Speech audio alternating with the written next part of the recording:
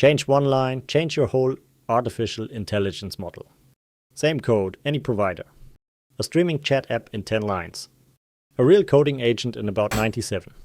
Here is how the Vercel AI SDK pulls it off and why it barely counts as a framework. Build your artificial intelligence app on the OpenAI SDK, then try switching to Claude and you rewrite your streaming, your tools and your JSON parsing. Unless one package makes it a single line. Everyone stars LangChain. But the library actually winning the JavaScript artificial intelligence stack is the one most developers still call just a Vercel thing. And it is the least Vercel locked thing Vercel ships. Here is why. So what is it? The Vercel AI SDK is the AI package on npm. Install it with npm install AI and you get one toolkit for talking to any model. It comes in two halves. The core runs on your backend, on Node, Bon or Dino, and handles text, streaming, structured data, and tools. The UI half gives your front-end ready-made hooks for React, Svelte, Vue, or Angular. It is free and open source, built by the team behind Next.js. Matt Pocock, who does not work at Vercel, calls it the TypeScript standard library for working with artificial intelligence. It runs anywhere JavaScript runs, and you never pay Vercel a cent. Here is the core idea. Think of it as a universal adapter. One socket and every model provider is just a different plug. You write generateText once. To use OpenAI, you pass in the OpenAI provider. To switch to Claude, you change that one function call to Anthropic. Everything else stays the same. Same request, same streaming, same output shape. That is the one line the whole SDK is built around. Right now it supports 24 official providers and more than 30 community ones, plus anything OpenAI compatible. So you can point it at Ollama or LM Studio running on your own machine. But swapping the model is only the first thing this abstraction gives you for free. Take streaming. Call generateText and the user stares at the spinner for 10, maybe 20 seconds, then the whole answer dumps at once. Change one function to streamText, and the tokens flow in as the model writes them word by word like a faucet instead of a bucket.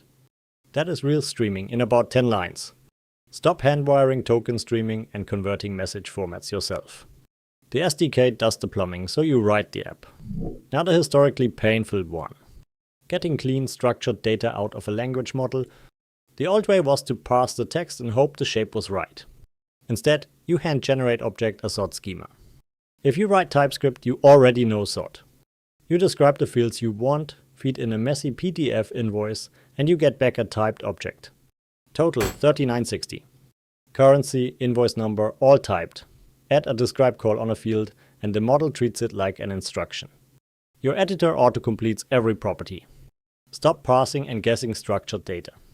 Describe it once and let the schema do the work. Quick word from today's sponsor, Hostinger. 4 ways to run AI agents on your own infrastructure. AI agents, connector, OpenClaw, and Hermes agent.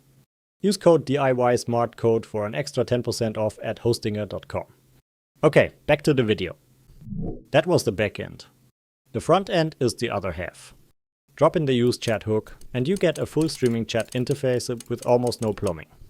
Messages, input handling, loading state, all managed for you. There is use completion for single responses and useObject for streaming structured data straight into your UI. And because the model can return interface pieces, not just text, you can stream an actual weather card or a booking form into the chat, instead of a wall of words. That is generative UI. Here is where just a library quietly becomes an agent. It starts with tool calling.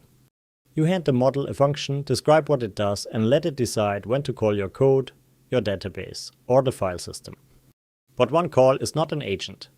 The trick is the loop. You feed the tool result back to the model, it looks again, calls another tool, and keeps going until the job is done.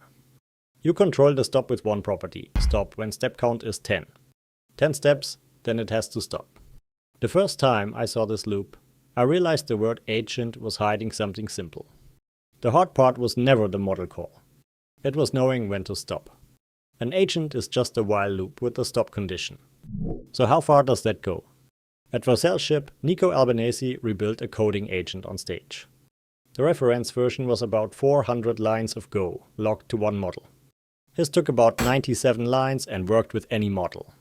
3 tools did the whole job. One to list files, one to load a file, one to edit a file. Wire them into the loop, let it run, and the agent read a real repository, made its changes, and opened an actual pull request. 97 lines. If you have ever thought agents were out of your reach, that is the number to sit with. Remember the star versus install gap from the start? This is the receipt. The AI package now sees 16 million downloads a week, up from around 3 million a year ago. LangChain has more GitHub stars, but stars are a bookmark you never open. Installs are production, and AI ships several times more weekly installs than LangChain's JavaScript library. It sits behind only the raw OpenAI package itself. And version 7, which shipped on June 25th, 2026, pushed it from a text toolkit toward real, durable agents. The abstraction that barely counts as a framework just kept winning. So what does version 7 actually add? 3 things worth your time. First, the workflow agent. Older agents lost everything if the process crashed halfway. A workflow agent is durable. Its steps are saved, so it can pause, survive a restart, and pick up exactly where it stopped. Second, tool approvals. Before the agent runs a risky tool, like sending money or deleting a file, it pauses and asks a human to approve. You stay in control of the calls that matter. Third, built-in telemetry. Every model call, every token, every tool step is traced, so when something breaks, you can finally see why. Now the honest part, because this channel does not do hype. An agent runs real code, and real code is dangerous. Hide the words respond only in Italian inside a README, and a naive agent will obey it. That is prompt injection, and the fix is to run the agent in a throwaway sandbox, like Vercel Sandbox, not on your laptop. And to be clear, this is not yet a full agent framework. If you need heavy orchestration, memory, and deep retrieval, LangChain and Mastra still do more. The AI SDK wins on one thing: getting out of your way. And here is the part that matters for you. This is not a data center tool. It is a free NPM package that runs on your laptop. Getting started is 2 lines to install and 4 to call. You add the core and 1 provider. You import generateText. You pass it a model and a prompt, and you await the result. That is a working feature.